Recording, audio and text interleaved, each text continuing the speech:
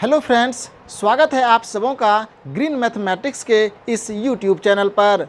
दोस्तों, आज हम लोग क्लास 10th के मैथ के एक महत्वपूर्ण चैप्टर की शुरुआत करने जा रहे हैं। इस चैप्टर का नाम है नियामक ज्यामिति। इसे निर्देशांक ज्यामिति भी कहते हैं। इंग्लिश में इसे कोऑर्डिनेट ज्योमेट्री कहा जाता है।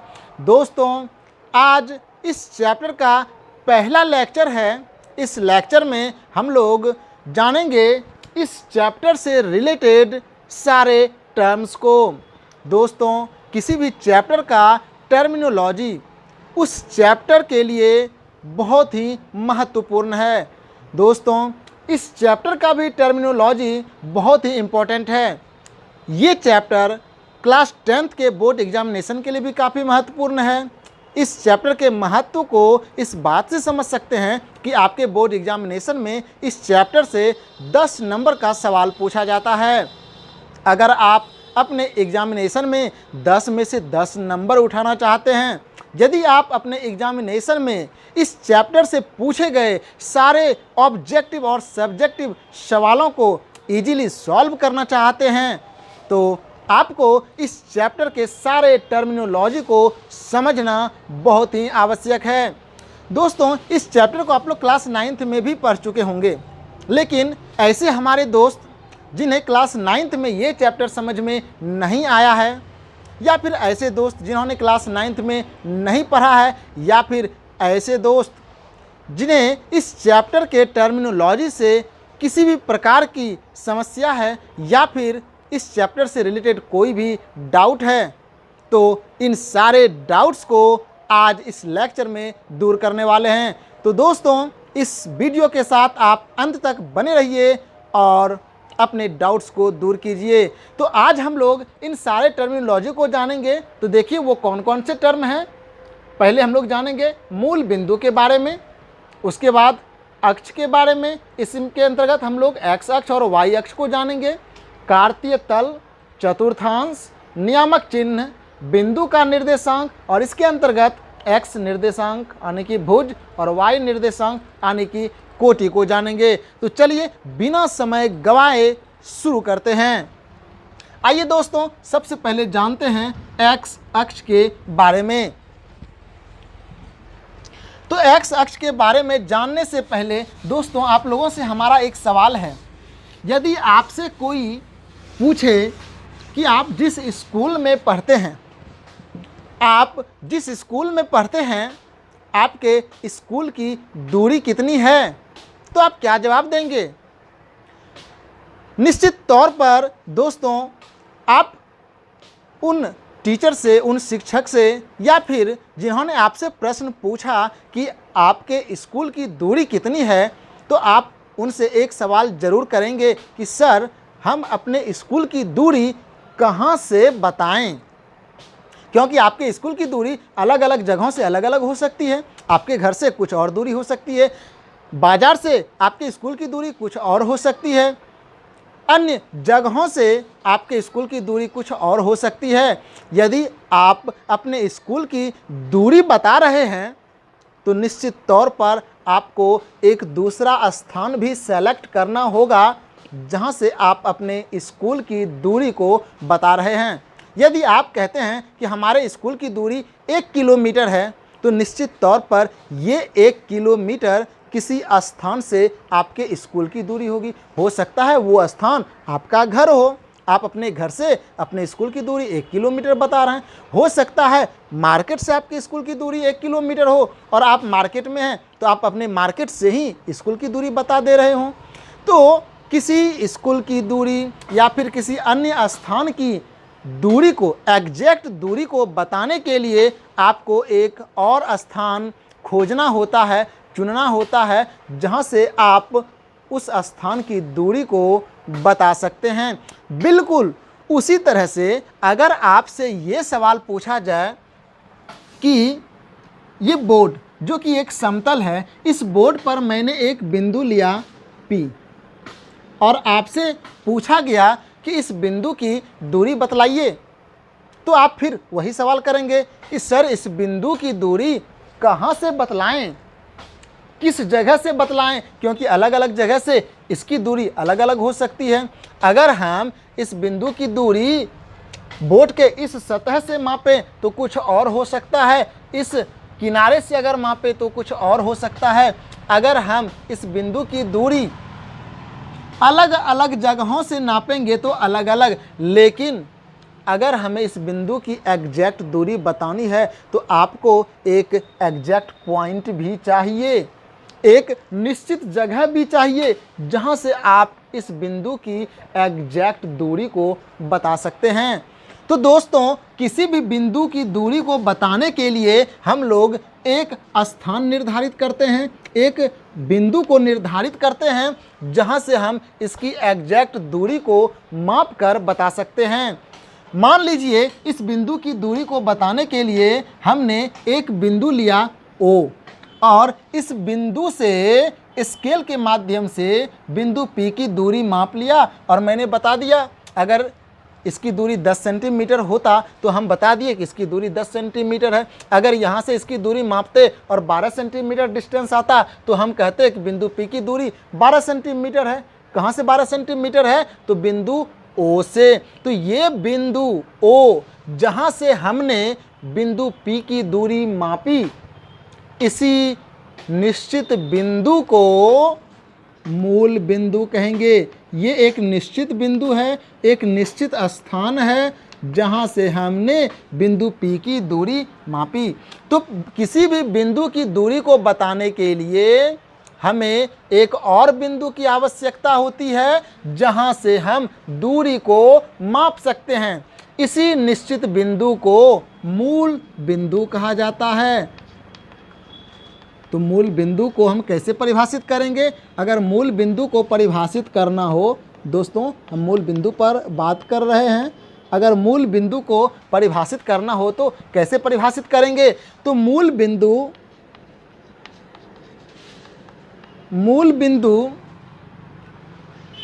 एक निश्चित बिंदु है, मूल बिंदु एक निश्चित बिंदु है जहाँ से हम अन्य बिंदु की दूरी को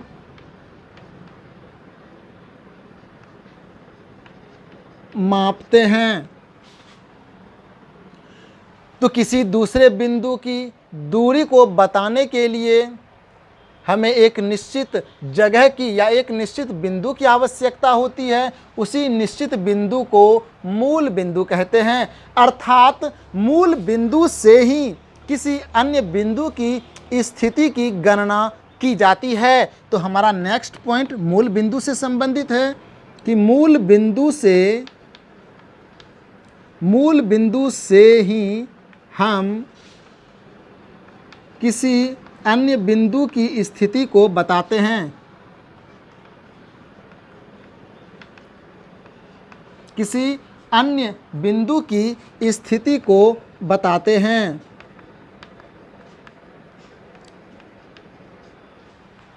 तो ये मूल बिंदु था। आप मूल बिंदु समझ गए होंगे, बहुत ही आसान है। वो स्थान या वो बिंदु जहाँ से किसी दूसरे बिंदु की दूरी को मापते हैं, किसी दूसरे स्थान के स्थिति को निर्धारित करते हैं, वैसे ही बिंदु को या स्थान को मूल बिंदु कहा जाता है। तो मूल बिंदु वो बिंदु है जहाँ से किसी दूसरे बिंदु की दूरी को मापते हैं। आइए आगे बढ़ते हैं। मूल बिंदु के बाद जानते हैं अक्ष क्या होता है।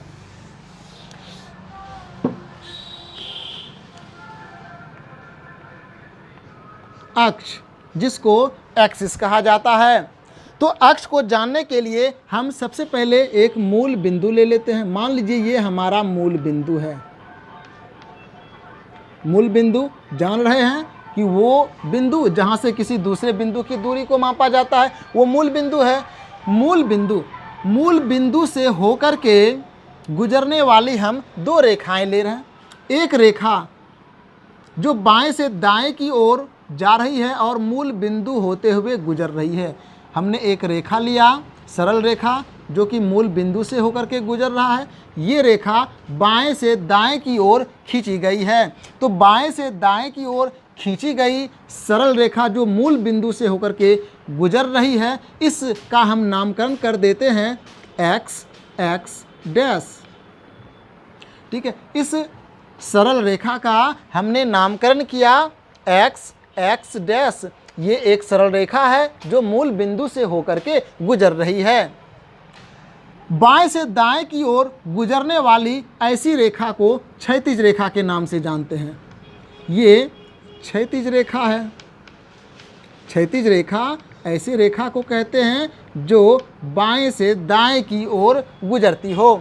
एक दूसरी रेखा ले रहे हैं जो ऊपर से नीचे की ओर आ रही है और ये भी मूल बिंदु से होकर के गुजर रही है। तो मूल बिंदु से गुजरते हुए हमने एक दूसरी रेखा ले ली जो कि ऊपर से नीचे की ओर आ रही है। ऊपर से नीचे की ओर खींची गई रेखा ऊर्ध्वाधर रेखा कहलाती है। ऊर्ध्वाधर रेखा कहलाती है और इस ऊर्ध्वाधर रेखा का नामकरण हमने किया वाई वाई डैश। ये दोनों रेखाएं इस प्रकार खींची गई हैं कि दोनों एक दूसरे पर लंबवत हो, अर्थात दोनों के बीच 90 डिग्री का कोण बने। यहाँ पर ये जो बिंदु है ना, ये मूल बिंदु है।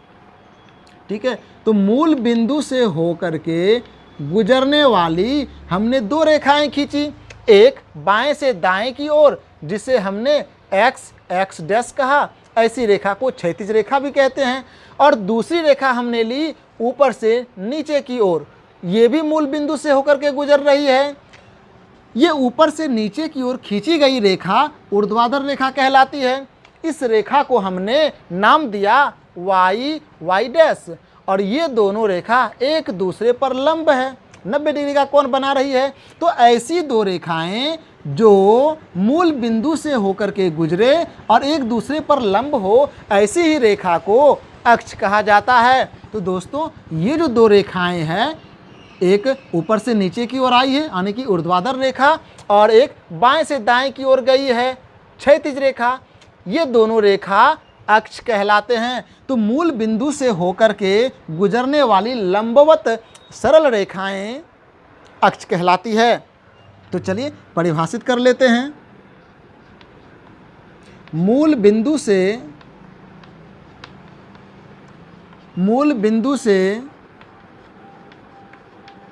गुजरने वाली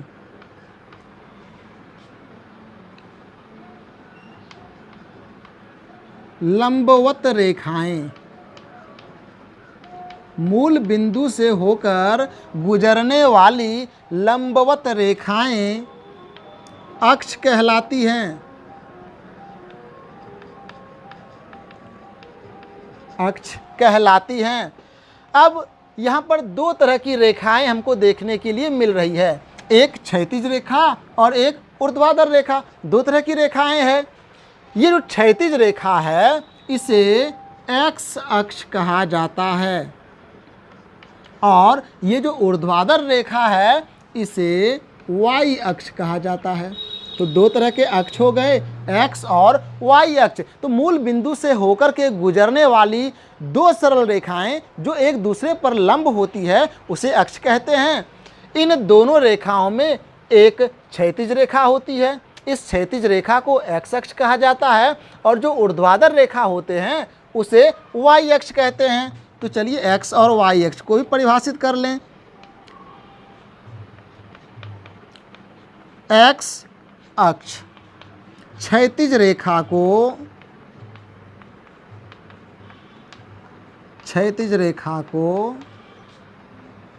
एक्स अक्ष कहते हैं, है ना। इन दो अक्षों में से जो क्षैतिज है उसे एक्स अक्ष कहेंगे और दूसरा वाई अक्ष।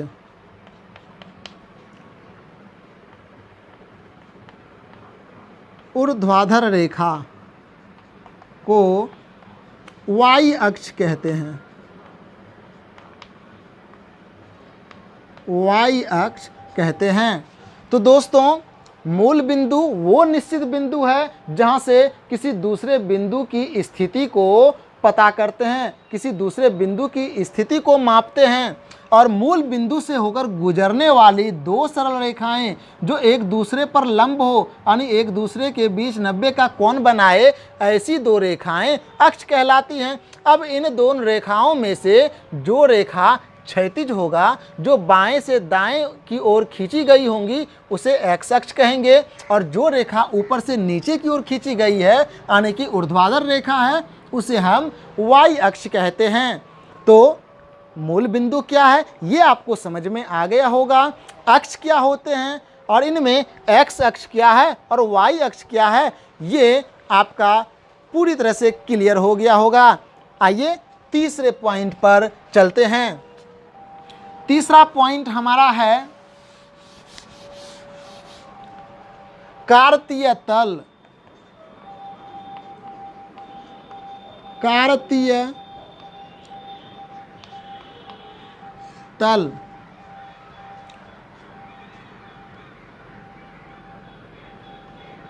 जिस समतल में एक्स अक्ष और वाई अक्ष होते हैं,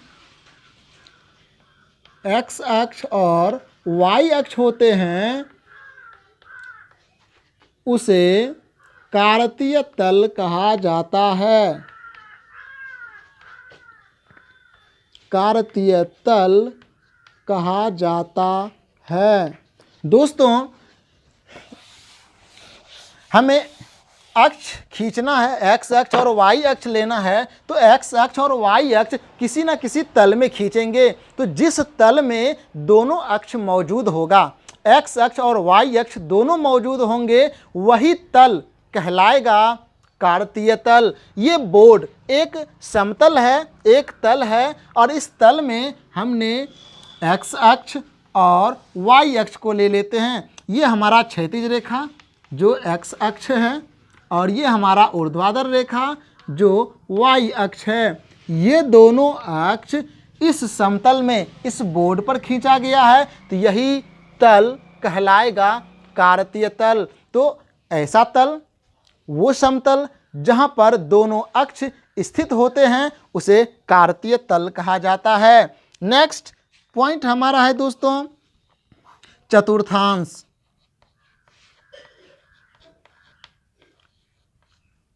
चतुर्थांश, चतुर्थांश को पाद भी कहा जाता है, इसे चरण भी कहते हैं।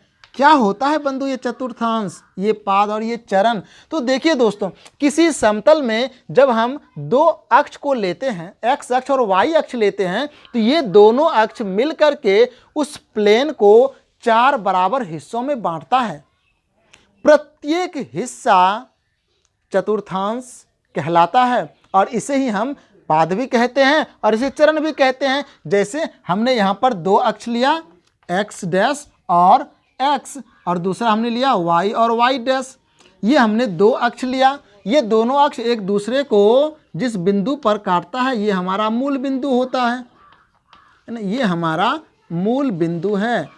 ये दोनों अक्ष इस बोर्ड को, इस समतल को 4 भागों में बांट दिया। वो 4 भाग कौन कौन है देख लीजिए। एक भाग इन दोनों के बीच वाला ये, दूसरा भाग ये, तीसरा ये, चौथा ये। तो ये दोनों अक्ष इस समतल को 4 हिस्सों में बांट दिया। इनमें से प्रत्येक हिस्सा एक चतुर्थांश कहलाएगा। ठीक है, तो ये आपका पहला चतुर्थांश है। ठीक है, ये प्रथम चतुर्थांश, इसको हम लोग प्रथम चतुर्थांश बोलेंगे, प्रथम चतुर्थांश। इसी को आप प्रथम पाद भी कह सकते हैं, इसी को प्रथम चरण भी कहा जाता है। तो ये हमारा प्रथम चतुर्थांश है। ये द्वितीय चतुर्थांश, द्वितीय चतुर्थांश, इसी को द्वितीय पाद या द्वितीय चरण भी कहेंगे। ये हमारा तृतीय चतुर्थांश है, तृतीय चतुर्थांश। और ये चतुर्थांश।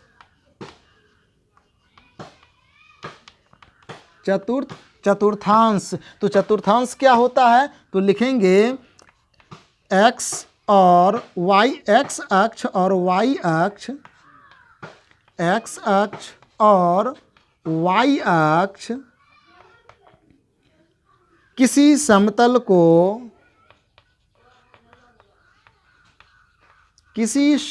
को 4 बराबर भागों में बांटते हैं। 4 बराबर भागों में बांटते हैं। इनमें से प्रत्येक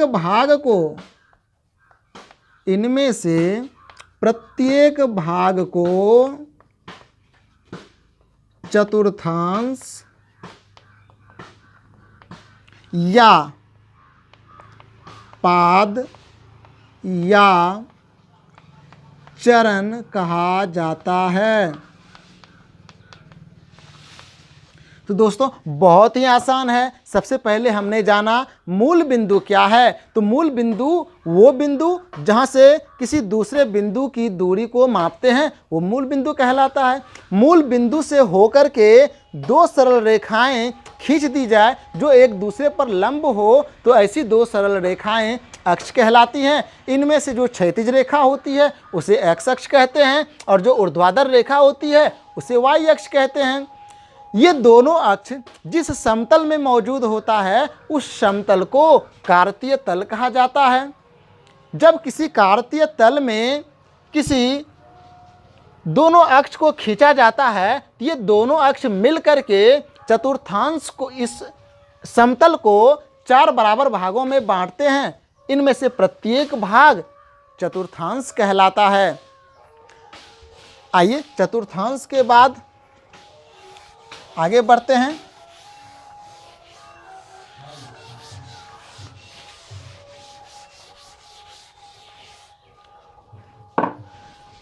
अगला टर्म है नियामक चिन्ह।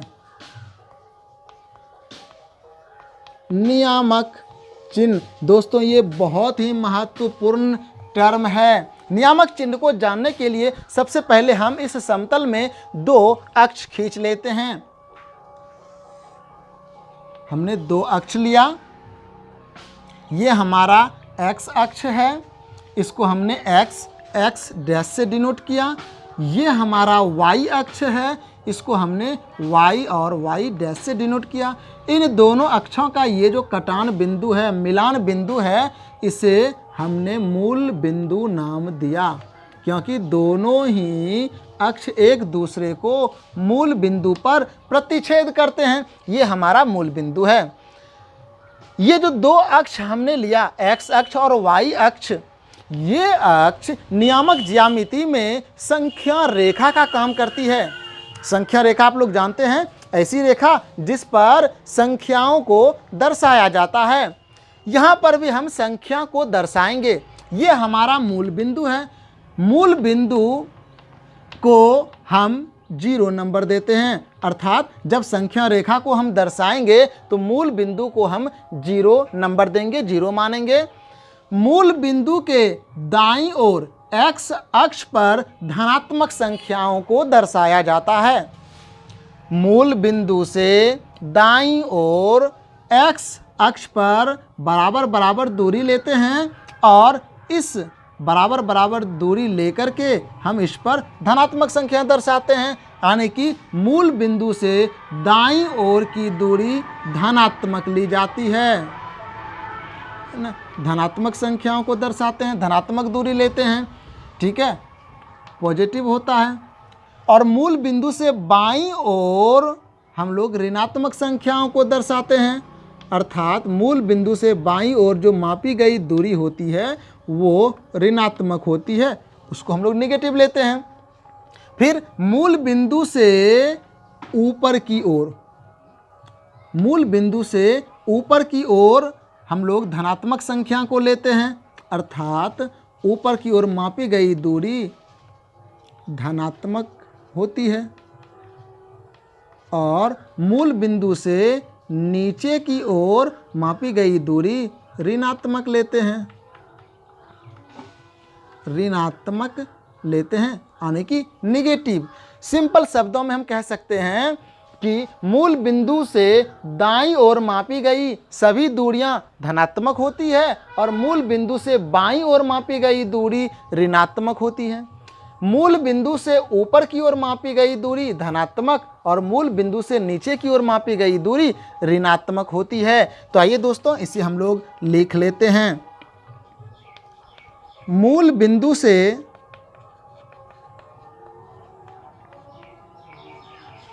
दाईं ओर अर्थात y अक्ष से दाईं ओर मापी गई दूरी धनात्मक एवं बाईं ओर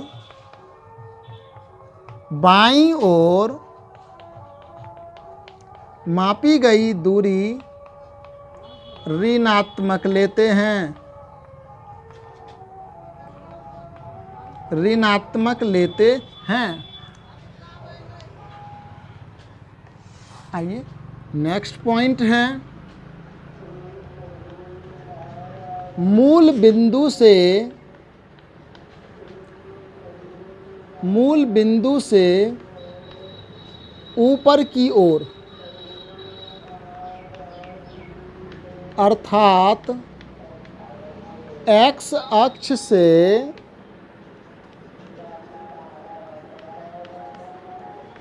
ऊपर की ओर मापी गई दूरी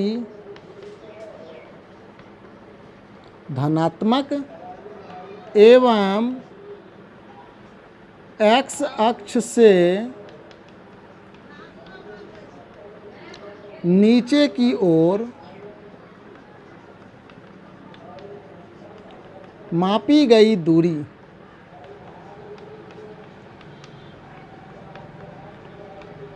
ऋणात्मक लेते हैं। बहुत ही आसान है दोस्तों। ये हमारा मूल बिंदु है, ये हमारा x अक्ष और ये हमारा y अक्ष।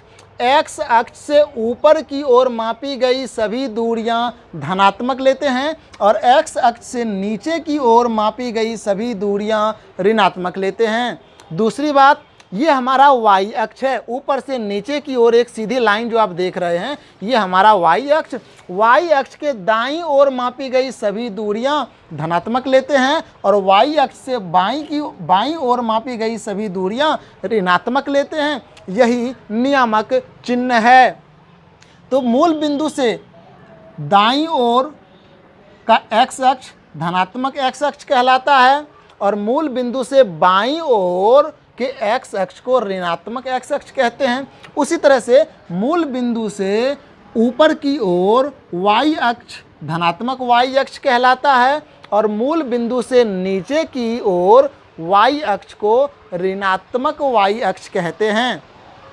तो ये नियामक चिन्ह भी आप समझ गए होंगे। और आइए आते हैं हम लोग अंतिम बिंदु पर।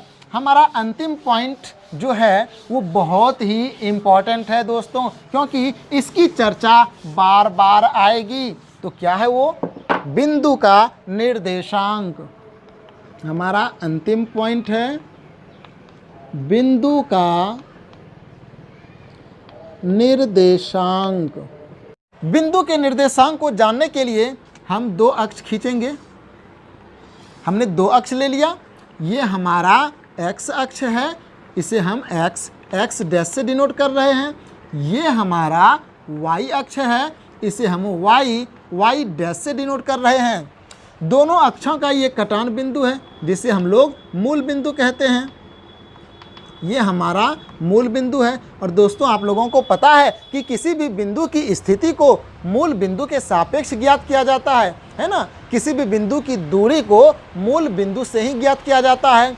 तो चलिए हम एक बिंदु ले लेते हैं। मान लीजिए यहाँ पर एक बिंदु है, यहाँ एक बिंदु है P। इस बिंदु की स्थिति बताना है। इस बिंदु की स्थिति मूल बिंदु के सापेक्ष बताना है। तो मूल बिंदु के सापेक्ष इस बिंदु की दूरी को हम दो तरीके से बता सकते हैं। एक तो मूल बिंदु से डायरेक्ट बिंदु P की दूरी माप लीजिए, कितनी है वो बता सकते हैं। और एक दूसरा तरीका भी है। दूसरे तरीके में क्या होता है कि बिंदु की स्थिति को दो संख्याओं की सहायता से दर्शाते हैं, है ना। समतल में स्थित किसी भी बिंदु की स्थिति को मूल बिंदु से ज्ञात करेंगे और इस बिंदु की स्थिति को दो संख्याओं की सहायता से दिखाएंगे। ये दो संख्या जिसकी सहायता से इस बिंदु की स्थिति को बतलाते हैं, वही दोनों संख्या इस बिंदु का निर्देशांक कहलाता है। तो देखते हैं वो दो बिंदु कौन कौन है। तो सबसे पहले इस बिंदु की स्थिति को बतलाने के लिए इस बिंदु से y अक्ष के समांतर एक रेखा खींचेंगे जो x अक्ष को टच करेगा। x अक्ष को जिस बिंदु पर टच कर रहा है उस बिंदु को हमने R मान लिया। ये बिंदु हमारा R है। अब हम क्या करेंगे, मूल बिंदु से R तक की दूरी माप लेंगे। तो मूल बिंदु से R की दूरी हमने मापा और मान लीजिए ये जो दूरी आया ये x इकाई। फिर क्या करेंगे, फिर R से बिंदु P की दूरी माप लेंगे। ये दूरी मान लीजिए हमने मापा और ये जो दूरी है बिंदु P की, ये जो दूरी है ये आया y इकाई। तो मूल बिंदु से बिंदु R तक की दूरी x इकाई, R से P तक की दूरी y इकाई। अब कोई व्यक्ति मूल बिंदु पर खड़ा है और मूल बिंदु से x इकाई x अक्ष की दिशा में चले, R पर पहुंच जाएगा, और y इकाई y अक्ष की दिशा में चले यानी ऊपर की ओर चले तो वो बिंदु P पर पहुंच जाएगा। कहने का मतलब अगर कोई व्यक्ति मूल बिंदु से बिंदु P पर पहुंचना चाहता है तो उसे x इकाई x अक्ष की दिशा में चलना होगा और y इकाई y अक्ष की दिशा में चलना होगा, मूल बिंदु पर पहुंच जाएंगे। तो ये जो दो संख्या हमको मिला, दो दूरी मिला x इकाई और y इकाई, ये x और y दो ऐसी संख्या है जिसकी सहायता से हम मूल बिंदु से बिंदु P तक आसानी से पहुंच सकते हैं। तो ऐसी दो संख्या ही इस बिंदु का निर्देशांक कहलाएगा, ठीक है। और इस निर्देशांक को हम x, y से डिनोट करते हैं। तो ये जो x और y है ऐसी दो संख्या है जिसकी सहायता से हम मूल बिंदु से चल करके बिंदु P तक पहुंच सकते हैं। तो बिंदु P तक पहुंचने के लिए जिन दो संख्याओं की आवश्यकता होती है, यही दो संख्या इस बिंदु का निर्देशांक कहलाता है। कहने का मतलब ये दोनों संख्या जो है एक ऐसा जोड़ा है जो इस बिंदु के फुल एड्रेस को बतलाता है। यानी कि अगर आपको ये दोनों संख्या दे दिया जाए, बिंदु का निर्देशांक दे दिया जाए, तो आप इसकी सहायता से इस बिंदु तक आसानी से पहुंच सकते हैं, ठीक है। तो मूल बिंदु से किसी बिंदु तक पहुंचने के लिए हमें x अक्ष की दिशा में कुछ दूरी तय करनी होती है, फिर x अक्ष से बिंदु P तक y की दिशा में कुछ दूरी तय करनी होती है। x की दिशा में तय की गई दूरी और y की दिशा में तय की गई दूरी इस बिंदु का निर्देशांक कहलाता है, ठीक है। और ये दोनों क्रमित होता है। एक बात जो ख्याल रखने वाली है वो ये कि जब किसी बिंदु के निर्देशांक को दिखाएंगे तो सबसे पहले उस संख्या को लिखा जाता है जो x की दिशा में तय की गई दूरी होती है, और उसके बाद हम उस संख्या को लिखते हैं जो y की दिशा में तय की गई दूरी होती है। यही दोनों क्रमित संख्या इस बिंदु का निर्देशांक कहलाता है। तो मूल बिंदु से x अक्ष की दिशा में जितनी दूरी तय करते हैं उसे x निर्देशांक कहते हैं, यानी कि भुज। और x अक्ष से उस बिंदु तक पहुंचने के लिए y की दिशा में जितनी दूरी तय करनी होती है उसे y निर्देशांक या फिर कोटि कहते हैं। तो चलिए देख लेते हैं बिंदु का निर्देशांक क्या है। किसी भी बिंदु की स्थिति को हम दो संख्याओं की सहायता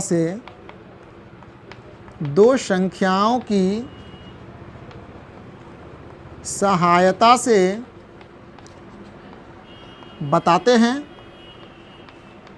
बताते हैं। यही दोनों संख्या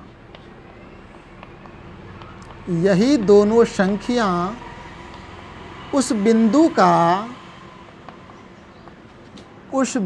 का निर्देशांक कहलाता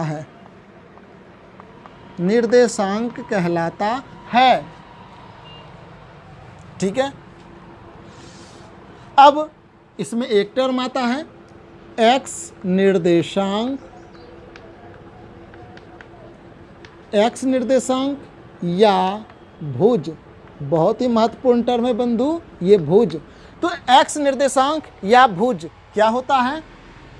मूल बिंदु से x अक्ष की दिशा में मापी गई दूरी को x निर्देशांक या भुज कहते हैं। दूसरा टर्म है y निर्देशांक। इसी को कोटि कहा जाता है। इसी को कोटि कहते हैं। ये महत्वपूर्ण टर्म है कोटि, याद रखेंगे। कोटि क्या है? तो x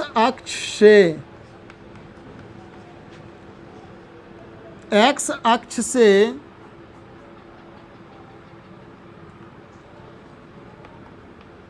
बिंदु की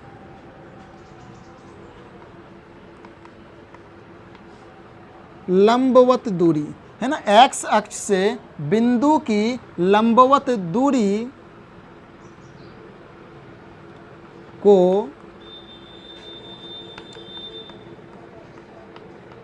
y निर्देशांक या कोटि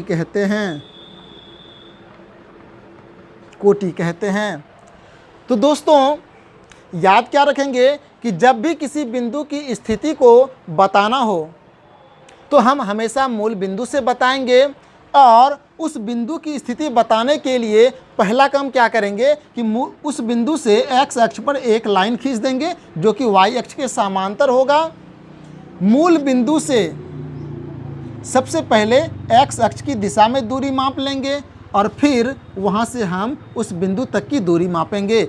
x अक्ष की दिशा में मापी गई दूरी भुज कहलाएगी और y अक्ष की दिशा में यानी कि x अक्ष से बिंदु P तक मापी गई दूरी कोटि कहलाएंगे। भुज को पहले लिखते हैं और कोटि को बाद में लिखते हैं। जब भी किसी बिंदु का निर्देशांक दिया रहे तो सबसे पहले जो संख्या मिलेगी वो भुज होता है और बाद में जो संख्या आपको दिखेगी वो कोटि होता है, यानी कि वो y का वैल्यू होता है, y की दिशा में तय की गई दूरी। तो ये x की दिशा में तय की गई दूरी है और ये y की दिशा में तय की गई दूरी है। तो ये है बिंदु P का निर्देशांक।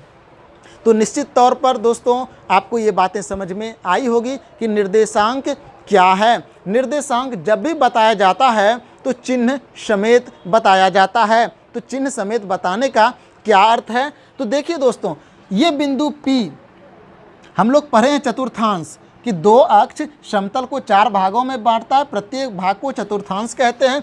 हर चतुर्थांश के लिए किसी भी बिंदु का निर्देशांक अलग अलग होता है ना। बिंदु किसी भी चतुर्थांश में हो सकता है, पहले चतुर्थांश में बिंदु हो सकता है, दूसरे चतुर्थांश में, तीसरे में और चौथे में, ठीक है।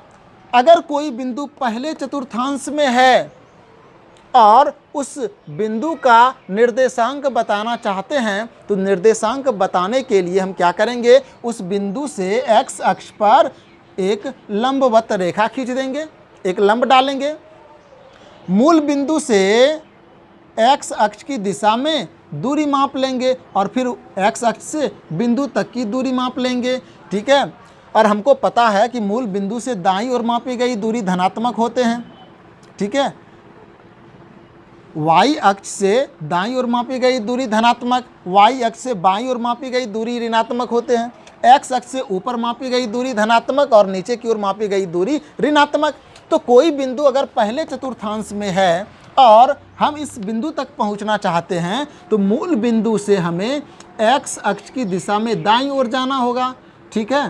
तो दाईं ओर अगर हम चलेंगे तो ये दूरी हमारा धनात्मक होगा और फिर मूल बिंदु से ऊपर की ओर जाएंगे, यानी कि x अक्ष से ऊपर जा रहे हैं तो ऊपर की ओर मापी गई दूरी भी धनात्मक होती है। इसलिए जब कोई बिंदु पहले चतुर्थांश में है तो उसका दोनों निर्देशांक, भुज और कोटि, दोनों धनात्मक होते हैं, ठीक है। आगे देखिए, अगर कोई बिंदु मान लीजिए यहाँ पर है, ठीक है, और आपसे पूछा जाए कि इसका भुज और कोटि का चिन्ह क्या होगा, हम चिन्ह की बात कर रहे हैं, है ना। कोई बिंदु है जो कि यहाँ पर स्थित है और आपसे पूछा गया कि इसका चिन्ह क्या होगा, तो हम क्या करेंगे, इस बिंदु से x अक्ष पर एक लाइन खींच देंगे, लंब खींच देंगे, ठीक है। और मूल बिंदु से हम चलेंगे इस बिंदु तक पहुँचने के लिए। तो मूल बिंदु से सबसे पहले हम x अक्ष की दिशा में चलेंगे, यहाँ तक आएंगे। तो देखिए, x अक्ष की ओर जब हम चले तो हमें y अक्ष से या मूल बिंदु से बाईं ओर चलना पड़ा और बाईं ओर तय की गई दूरी ऋणात्मक लेते हैं, ठीक है। तो मान लीजिए यहाँ से यहाँ तय की गई दूरी x सेंटीमीटर है, x इकाई है, तो ये दूरी हमको माइनस में लेना होगा। और फिर यहाँ से लेकर के बिंदु P तक जाना है तो x अक्ष से हमको ऊपर चलना पड़ा, तो ये दूरी हमारा धनात्मक होगा। मान लीजिए ये दूरी हमने y इकाई तय की, तो इस बिंदु P का जो निर्देशांक हो जाएगा वो होगा -x, y, क्योंकि इस बिंदु तक जाने के लिए मूल बिंदु से बाईं ओर जाना पड़ा, x अक्ष की दिशा में बाईं ओर तय की गई दूरी ऋणात्मक लेते हैं और फिर x अक्ष से हमें ऊपर की ओर जाना पड़ा और ऊपर की ओर मापी गई दूरी धनात्मक लेते हैं। इसीलिए इस बिंदु का जो निर्देशांक होगा वो होगा -x, y, है ना। तो चिन्ह समेत निर्देशांक को बताएंगे। अगर कोई बिंदु मान लीजिए तीसरे चतुर्थांश में है, यहाँ पर है, मान लीजिए यहाँ पर है, तो हम क्या करेंगे, फिर इस बिंदु से, ये बिंदु हमारा P है और यहाँ पे स्थित है, इस बिंदु के निर्देशांक को हम बताना चाहते हैं चिन्ह समेत। तो क्या होगा, देखिए, इस बिंदु से हम x अक्ष पर लंब डालेंगे और मूल बिंदु से हम चलेंगे इस बिंदु तक। तो यहाँ से अगर चलेंगे तो हमें सबसे पहले x अक्ष पर बाईं ओर चलनी होगी। अगर बाईं ओर चलेंगे तो बाईं ओर तय की गई दूरी ऋणात्मक होता है, ठीक है। मान लीजिए बाईं ओर तय की गई दूरी हमारा ऋणात्मक, और फिर यहाँ से हमें नीचे की ओर आना पड़ेगा, तो नीचे की ओर तय की गई भी दूरी ऋणात्मक है। यानी कि अगर कोई बिंदु यहाँ तीसरे चतुर्थांश में है तो उसका भुज और कोटि दोनों क्या होंगे, ऋणात्मक होंगे, ठीक है।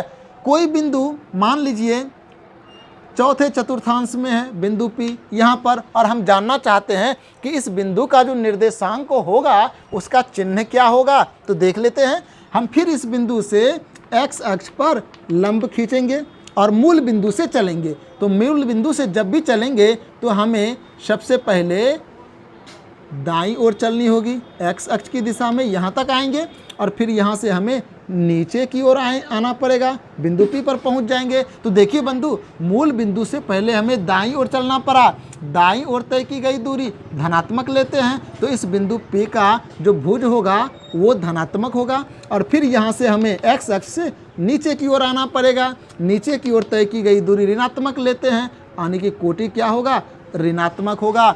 तो इस तरह से कोई भी बिंदु आपको समतल में दे दे तो आप उसके निर्देशांक के चिन्ह को आसानी से बता सकते हैं। अगर बिंदु प्रथम चतुर्थांश में होगा तो भुज और कोटि दोनों धनात्मक होंगे। अगर बिंदु द्वितीय चतुर्थांश में है तो इसमें भुज हमारा ऋणात्मक होगा और कोटि धनात्मक होगा। ठीक है। और कोई बिंदु अगर तृतीय चतुर्थांश में है तो दोनों के दोनों ऋणात्मक होंगे, और अगर चतुर्थ चतुर्थांश में है तो भुज धनात्मक होगा और कोटि ऋणात्मक होगा। तो दोस्तों, उम्मीद करते हैं कि आपको ये सारी बातें समझ में आई होगी। ठीक है। तो दोस्तों, आप इनका रिवीजन करेंगे, आप इसको पढ़ेंगे, और नेक्स्ट वीडियो हमारा आएगा सवाल को लेकर के। तो दोस्तों, अगले वीडियो में हम लोग दूरी सूत्र को जानेंगे और उससे संबंधित जितने भी सवाल हैं, जितने भी प्रकार के सवाल हैं, उन सारे सवालों का डिस्कशन करेंगे। तब तक के लिए जय हिंद।